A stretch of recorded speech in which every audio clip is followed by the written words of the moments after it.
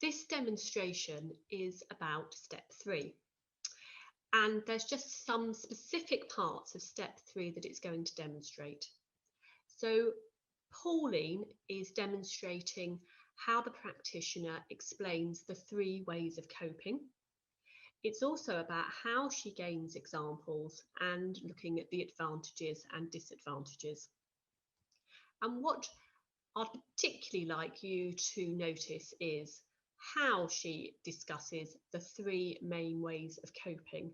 It's a very good example of showing the competency.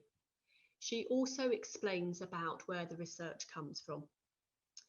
She asks the family member about current coping responses, and these aren't general. She actually asks for specific examples and situations, so that's important to look at.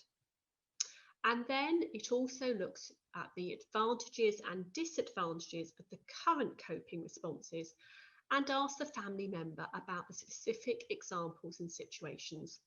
So what follows is a 15-minute demonstration looking at these. Well, Diane, we certainly had a really good talk about what's helpful and not helpful support, and you've given me some really good examples of helpful support and unhelpful support. And what we're wanting to do is increase the amount of helpful support because that actually helps you to build your coping resilience. And I'm just thinking now about how you cope with Jamie's cannabis use, and what can you give me an example of something that's happened in the last week or the last month, and how you've coped with it? Okay. Give me something. Yes, probably just recently I was in touch with Jamie and just checking in on how he was getting on and that sort of thing and what he was doing. It's a long weekend here, so I knew he would have a bit of free time, so I suspected that he might not use that wisely. Checked in with him and he said, yeah, everything was going really well, Mum, which was fine. And then he sent me a photo or a shot from his phone of the room he was in, which was full of bottles and a big one of the commercial style bongs, basically. And I was like, oh, okay. So I just went back to him and said, well, I hope you don't have much to do and accomplish tomorrow because you mightn't really be up to it. So that was kind of how, so I acknowledged what he was showing me, but I didn't make any judgment on that. I just kind of moved on to remind him that actually there would be a tomorrow that he would be having to deal with after that. That's a really good example, and I noticed when we did the family member questionnaire that you raised some similar issues when I asked you the questions, similar things where he'd send you a screenshot or something like that. Yes, so that's obviously often this sort of thing happens with the screenshots and things. And that's like that relationship. We've talked so much, and he feels comfortable to share it, and even if I'd prefer not to receive that much information, it kind of keeps me, you know, nothing really surprises me, but I can sort of see that how he's dealing with things is changing. Yes. So it's a little, it's all kind of positive, even though sometimes it does seem like too much information. Yes, that's right. So you've given me one example, and what has been found all around the world, extensive research was done on how family members cope. It wasn't just something top down, it was how do family members cope, and they collected information from all over the world, and they had lots of ways that family members cope with whatever actually happens. And the researchers of the 5-step program actually narrowed that right down, and in the end they came to the decision that there was three main ways that family members cope. And on this piece of paper, which is in your handbook, you'll see that the 3 ways are engaged coping, tolerant coping, and withdrawn coping. So just 3 ways. And the first one, when I'll talk to you about each of those, because then I want you to think about the example you've given me and see where it fits into one of these. So in engaged coping, there's active interaction with Jamie, and you're trying to deal with the problem. And I think when things were perhaps a bit more chaotic earlier on, that was actually something you mentioned to me quite a lot, that's what happened. Yeah. So that, I guess in the beginning you're trying to sort of be involved and fix it. But now it's sort of trying to establish a rapport to let him fix it. Yes, excellent.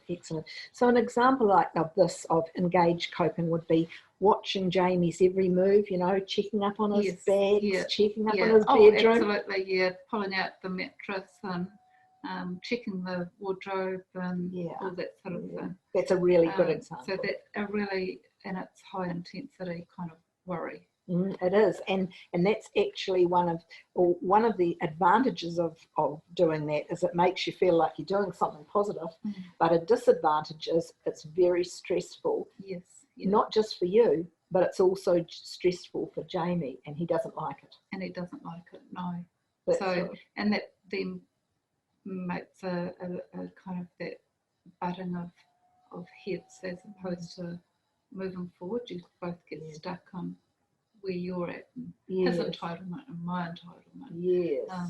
So it's not necessarily the most progressive way to engage, but But we still but sometimes at the time, you feel like you're actually making a point and achieving something, but you're only really doing that for you, not necessarily making any difference to how Jamie sees it. That's right. And so there's advantages and disadvantages of engaged coping.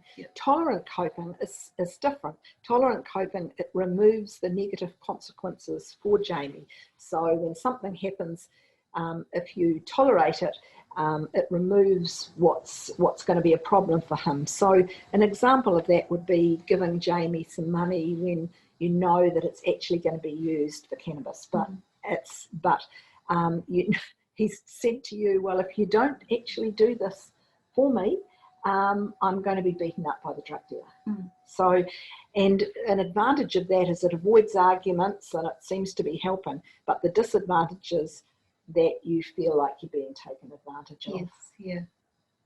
And I think, I've definitely done that as well, and it's been when he's just been kind of really rational about what he needs and what he has to have and the difference of that. And it's almost like there's in my head that's been potentially more harmful to say no to that.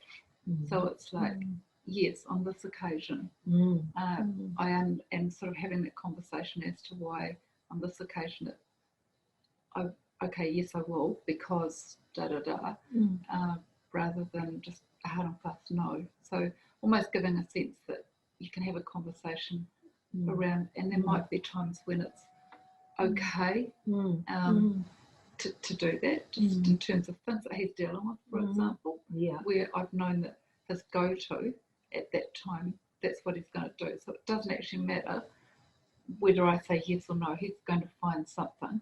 And so for me, it's like, actually, I'm better able to help him control that if I help him on this occasion. Yes, and so you can sort see of things that are triggered by that triggers him. Then if I understand then I can understand whether that's not the time that I would support that, or whether it is a time that it might actually be more harm to not support than to support. That's that, and that's a very good example of tolerating what's happened. And the third way of coping, and it almost builds your coping resilience to know there are only three ways. The third way is to withdraw, and that means that you're increasing the distance with Jamie. It doesn't always mean physical distance. It might be the emotional distance and any sort of distance.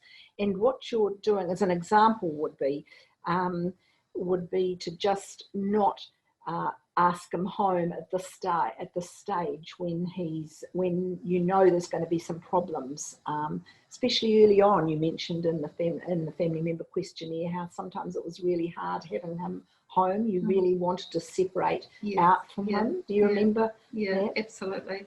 I think probably as time has gone through, and one of the ways that I've done the withdrawal is without making the or it's hard to explain, but whereas before I might say, I'll cancel something I've got happening in my life because I don't want to be out of contact with him, even though he may just be in another room and he may not communicate in that 2-hour or 1-hour slot, but I don't want to be far away from him. Yes. Whereas now I will actually go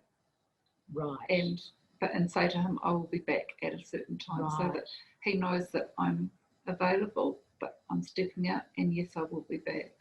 But yeah, that's definitely has been a big thing for me to be able to just kind of step away from it, but be almost even sometimes in the same room, but just kind of not getting into it, just letting it happen, because there's no good's going to come from being engaged. Yes. And that's a really good example that you've given, because what you're saying is you can be withdrawn even if you're in the same room. You can be withdrawn even if you're in the room next door. You can be withdrawn if the person's in another city or in another country. You can be withdrawn.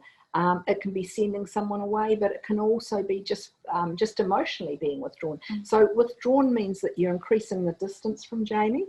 It means that you are avoiding contact at that stage. It means that you're the advantage is that it stops you getting too involved, and it's much better for your health, your health. But the disadvantage is you feel like you're rejecting the person that you really care about, and you want to be part of his, part of the recovery, but actually you feel like you're rejecting him if you're not doing that. Yes. And the really important thing to understand about these 3 different measures of coping, or ways of coping, is that there's no right or wrong answer. There's no right or wrong way. What we say is that there's advantages and there's disadvantages. And if you know whatever decisions that you're making, that there are advantages and disadvantages, because I know we've talked before about how people give you all this information and they haven't worn they've never walked in your moccasins. They've actually given you this information without understanding it all. And so there's no right or wrong. There's advantages and disadvantages. Can you think of an example of when you've actually used withdrawal coping? I think the big example for me is probably when I've been, instead of changing a plan, I have actually gone somewhere. Wow. And it took me a long time to do that. I would just be cancelling because I knew that Jamie was in a bad space, and I wasn't able, I guess, to disconnect enough from that to actually go and participate in what I should be participating in. So once I kind of got more of a sort of handle on where he was at, I could make that decision and feel quite safe doing it. Right.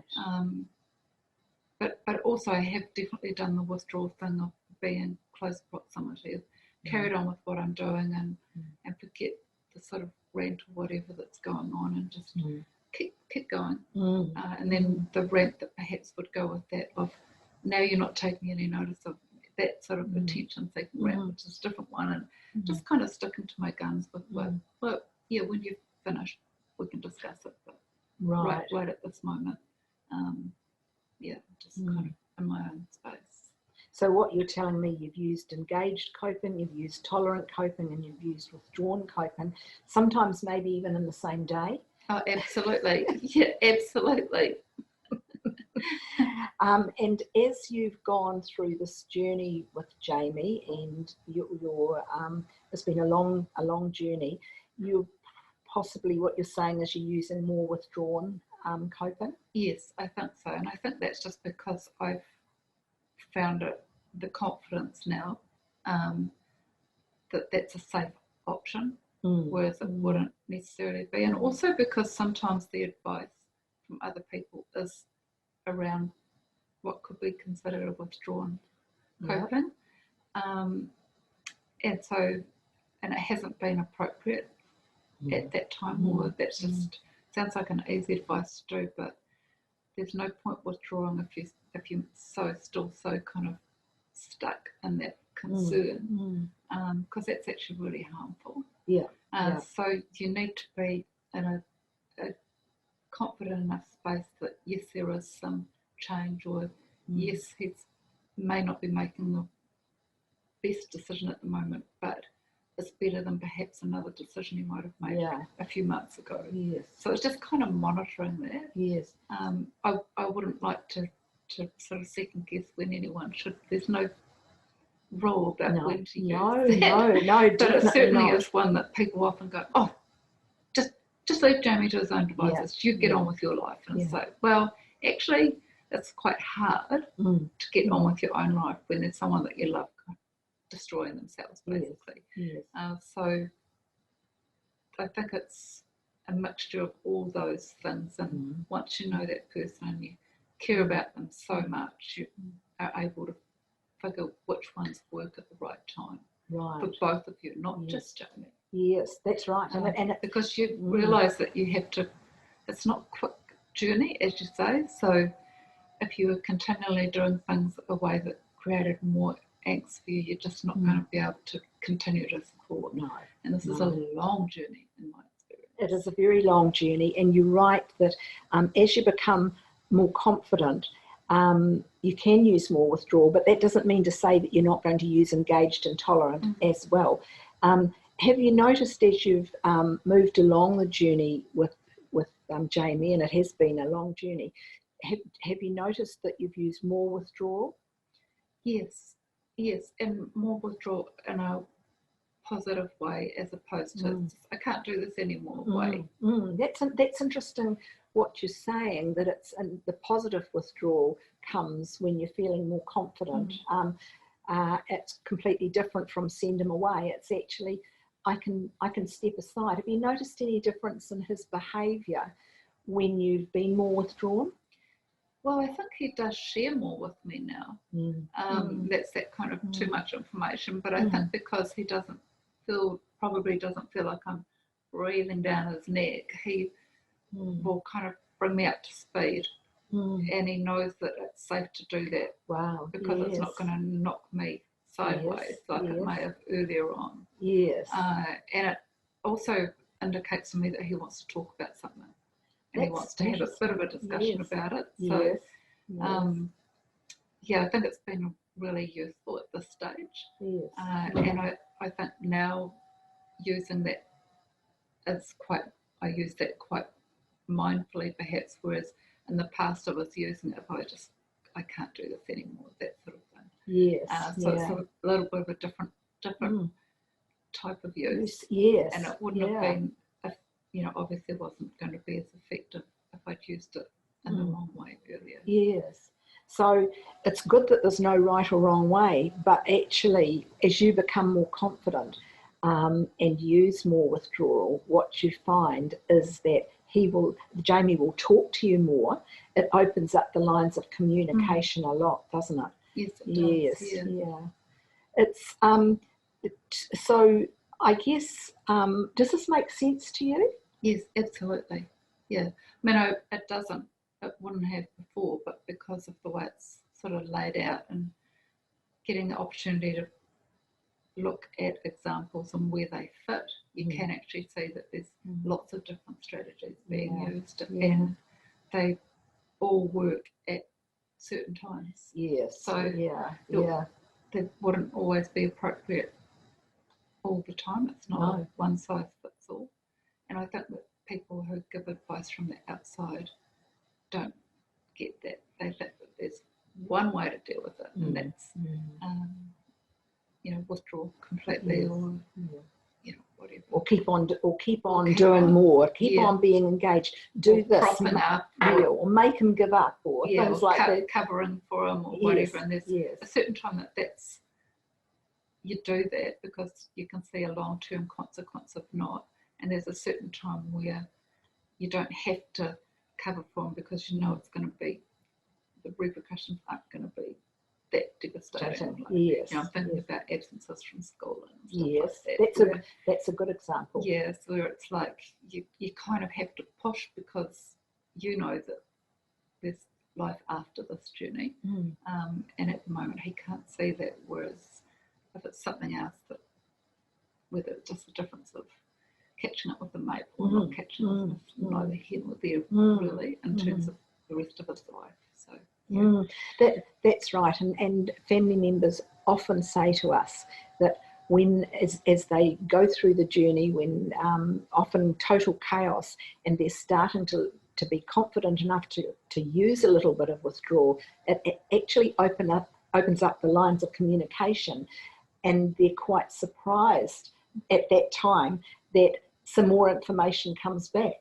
So yeah. I think also it's an opportunity for Jamie to see me making a decision, being able to support him and do my own thing, and not, so there's kind of, you're almost role modelling that actually this can be not going right at the moment, but you're still able to carry on with your own life. And I think that's been a little bit inspiring sometimes to him, that I'm pleased you're doing that, Mum, or oh, that's great that you went there or went there. That sort of thing comes a little bit later, those comments. So that's the time to reflect that also here I am, stuck doing what I'm doing. I know that I should be working harder not to do it. Mum's supporting me, but she's going out and still doing things. Doing work and everything. So how does she do that? And that's become a bit of an inspiration for him, I think. Whereas in the beginning, then if the child thinks that you're totally focused and the world and universe revolve around his situation, that's okay at a certain point. But if they're starting to move through that journey, I think it's healthy for them to say that actually everyone has lots going on in their life. It's not just you. That's right, and that's actually often what family members say.